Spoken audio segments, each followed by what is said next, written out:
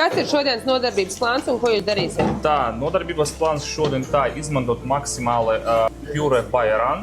Šodien viņus ir ļoti daudz. Un galvenais produkts tas ir bairan pure. Ja, priekš uzkodiņiem, priekš desertiem. Daudz variācijas ir ķirpju, aprīkožu, manga, āgoņu un vēl ir kaut kādas divas variācijas.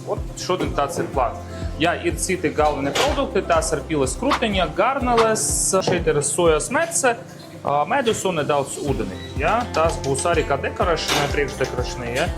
Būs interesanta garša.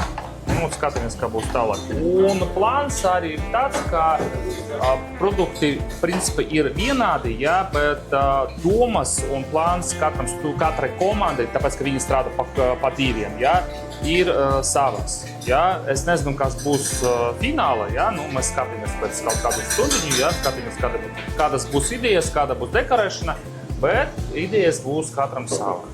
Kaut kā tā.